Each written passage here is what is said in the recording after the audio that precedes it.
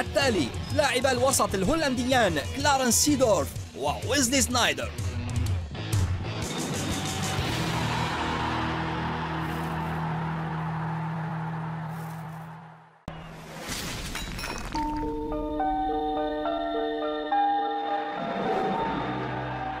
في كرة القدم غالبا ما نقيم الحياة المهنية إما بالرشقات المتفجرة وإما بانبعاثات الطاقة المستدامة.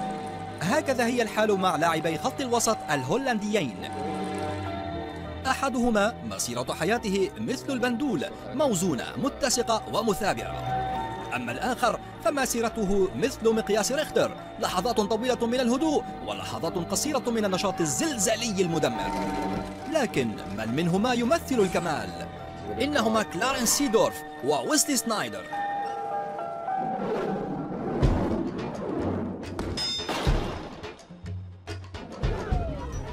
تعد أكاديمية أجاكس للناشئين معبرا لأهم لاعبي كرة القدم الهولنديين، بمن فيهم 2 من أعظم لاعبي خط الوسط الهولندي على الإطلاق، حتى إن أحدهما لم يولد هناك أصلا. ولد كلارنس لايد سيدورف في مستعمرة سورينام الهولندية السابقة.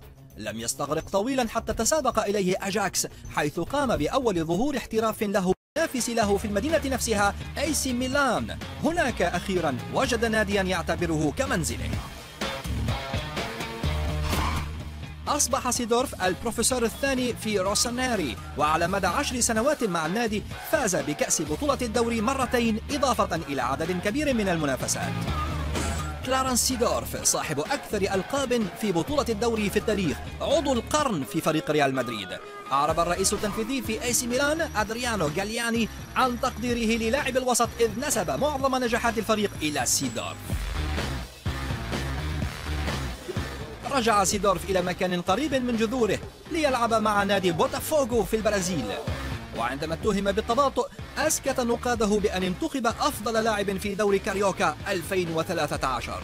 على عكس كلارنس، كانت فترة سنايدر مع إنتر أعظم فترة في حياته المهنية. بعد العمل مع المدرب خوسيه مورينيو اكتشف أن حياته المهنية ضاعت هباء مع الريال، وأن موسمه الأول مع النادي حظي بعام يحلم به معظم اللاعبين. قاد إنتر إلى 3 ألقاب في موسم واحد، عام 2010 لقب السلسلة A، كأس إيطاليا، وبعد 45 عاما بطولة الدوري. تم اختياره من اتحاد كرة القدم الأوروبي لاعب خط الوسط العام، وحمل ذلك اللقب حتى كأس العالم 2010. أدرج اسمه في قائمة الكرة الذهبية للعام 2010، لكن بعد سلسلة إصابات انفصل عن إنتر بعد إشكالات في العقود، وانتقل بعد ذلك إلى الفريق التركي جالاتا سراي.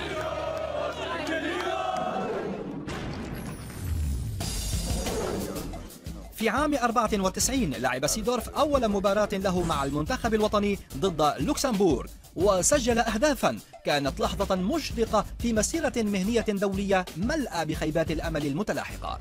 لعب 3 مباريات بطولة كأس أوروبا ومباراة كأس عالم واحدة، لكنه اكتفى مع دافيد فيا وأصبح يعرف عالميا بأفضل لاعب وسط مهاجم في اللعبة، بالطبع فقط في الطفرات.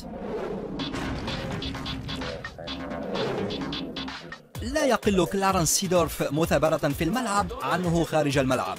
عمل ناقدا في الBBC، كتب مذكرات في نيويورك تايمز، ويملك شركة أدوات رياضية خاصة به.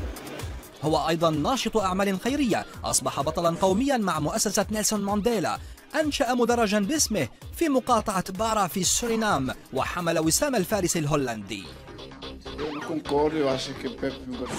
لطالما اهتم سيدورف بالجسد والعقل، إنها فلسفة يطبقها على نفسه، وهو في كامل تركيزه ولياقته يشغل ويزلي سنايدر الأمة في الملعب أيضا.